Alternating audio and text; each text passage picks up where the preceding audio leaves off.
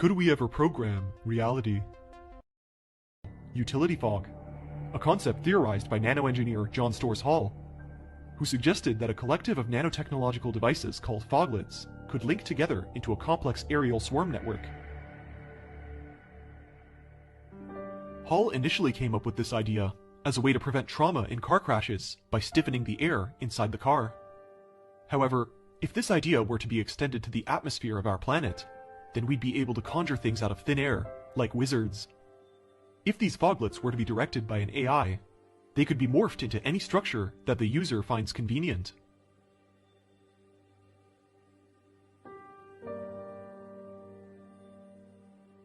A whole planet made up of these foglets gives us the concept of a heaven world, somewhat like the idea of a simulation heaven that we see in VR, except that this would be real life. Think of utility fog as a video game, where the characters can leap off the screen and interact with you, disassembling and reassembling themselves into furniture, landscapes, or food, anytime, anywhere.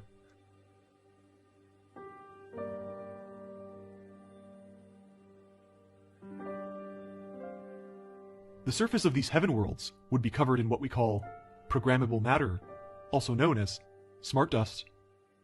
The grains of sand under your feet are all actually robots of three-dimensional tactile material that can reshape and reform itself to suit your deepest desires. If the nanobots that make up this smart dust become cheap and plentiful enough, it would truly be bridging the gap between man and what anyone from the Dark Ages would consider a god. On a heaven world, the very dirt we walk in and the air we breathe will contain AI-directed nanites, a custom universe where you'll no longer be able to tell virtual reality from actual reality. At this point, it will no longer matter if the universe is a programmed simulation, because you'll be able to rewrite that program anyway. In fact, Google's director of engineering, Ray Kurzweil, has suggested that these nanomachines would unconditionally guarantee immortality, replacing every cell in our body until we become a collective of nanites ourselves. The individual TIs who are being gang-stalked, hyper-gamed, they are beta tests. This is being done to gather data on how to apply it to the masses all at once. They're learning.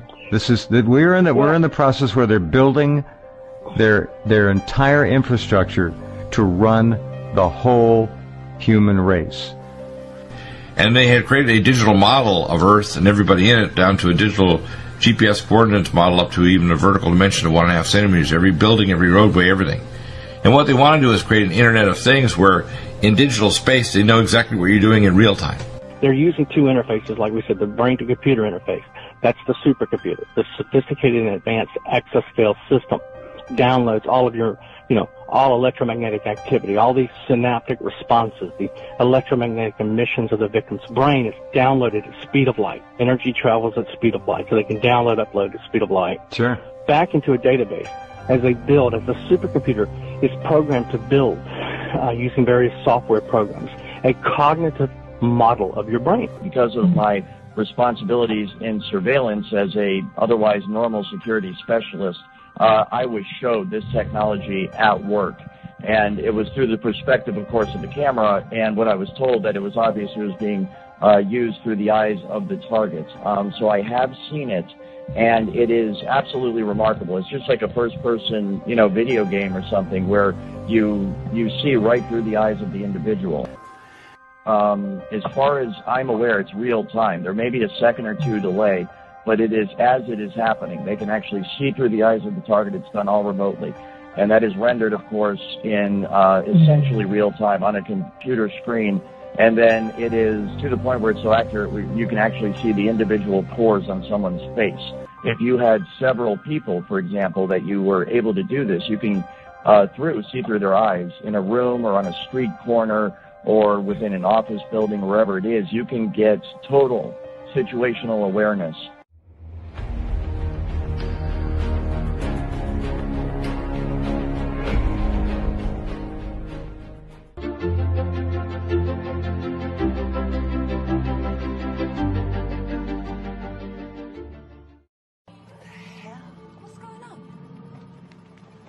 AirPods. Lumik's taking control. Can't we just don't know, take them off. Don't. Cause a brainstorm.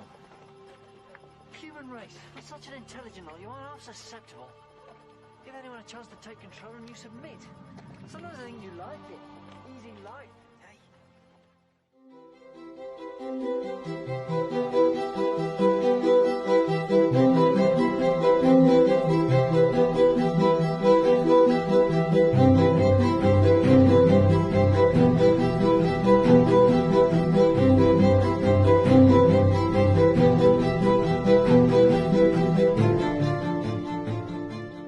What do you see as the next thing along the lines of what you're doing about reading internal signals? What do you want to do with that? Whether it's Dolby or through just... So no, I say this all the time. People have been, when they say the eye's the window to the soul, they're looking in the wrong place. It's always about the ear in that case. The ear is really like the most powerful place to link our internal signatures with the external world.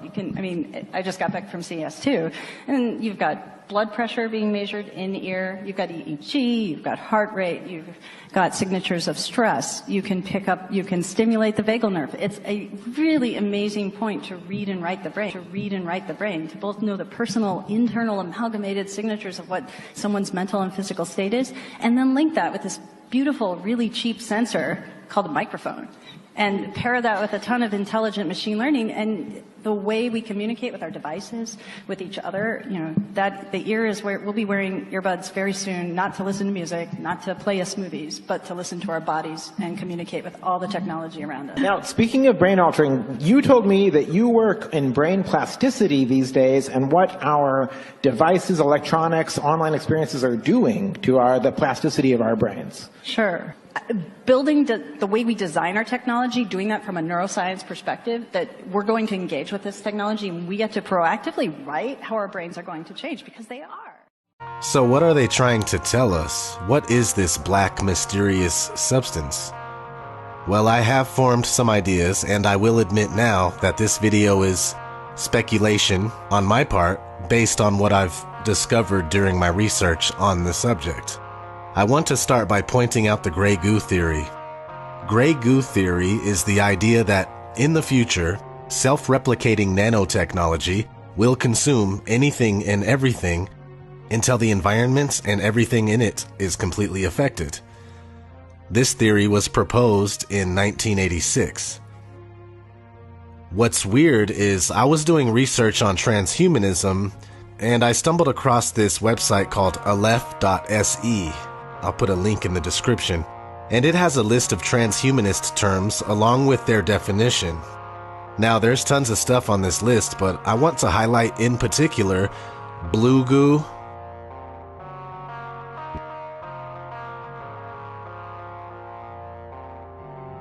golden goo,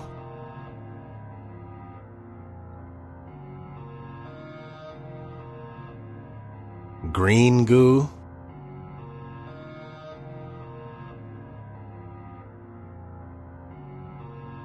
gray goo, of course,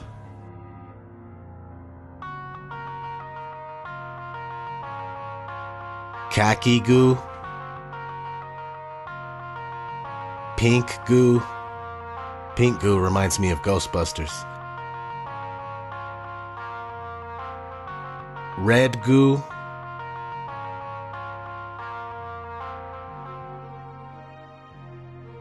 And finally, Uber goo.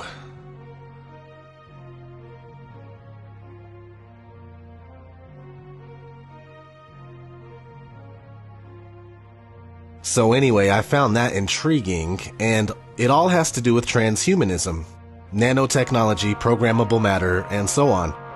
It may even tie into chemtrails and Morgellons disease. But we'll get to that. Let's just start with programmable matter.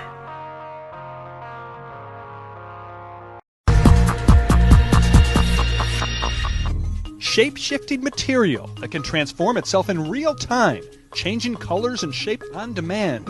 It sounds like special effects you would see in a sci-fi movie, but this is no illusion. Researchers at Intel teamed up with the academic community to make what they call programmable matter. The basic idea is the notion that you could have a material that could change its shape or change its physical properties just by reconfiguring itself. Forget about designing something in flat 2 dimensions. What about creating a 3D prototype of anything, even a car? Open the doors, kick the tires, peek inside to see what it looks like, fit little dolls of, people inside of it. This space-age stuff is like putty in your hands. Programmable matter is still in the early developmental stages. But Intel's Andrew Chin says one day we may be able to morph objects on demand to fit our human needs.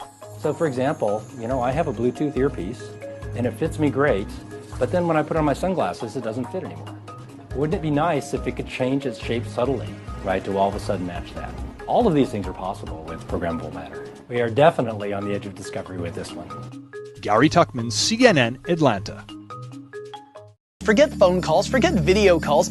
I would be able to create a full 3-dimensional Claytronic version of myself that could appear in front of you and give you a handshake or even a hug. The entertainment applications for this alone are astounding. Imagine playing a video game and the characters literally leap off the screen and become 3-dimensional creatures in your home. And if this stuff becomes plentiful and cheap enough, we could have objects disassembling and reassembling themselves everywhere. Let's say I've got a bunch of friends coming over for dinner and I want to make sure I got enough seats for them. Well, I could use Claytronics to build the furniture right then and there. Then, when my guests leave, I could have it disassemble back into those individual catoms and go into a vat for storage. Programmable matter is already becoming a reality, and we've been shown this stuff in Hollywood movies forever. Yet another instance of predictive programming.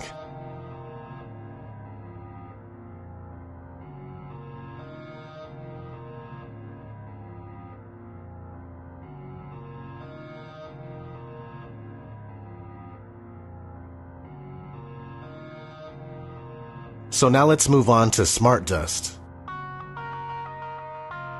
This powder-sized chip, and that's a salt crystal, so this is a small thing, is something called the Mu chip from Hitachi. It's the smallest commercially available RFID system in the world, and can be pulse-powered by radio waves. It doesn't require a battery. You can literally scatter this stuff like dust, or embed it into a sheet of paper.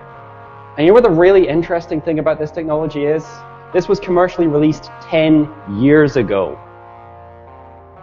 So, the inevitability of smart dust. So what is smart dust? Well, smart dust, of course, isn't a new concept. It originated with DARPA back in the 90s.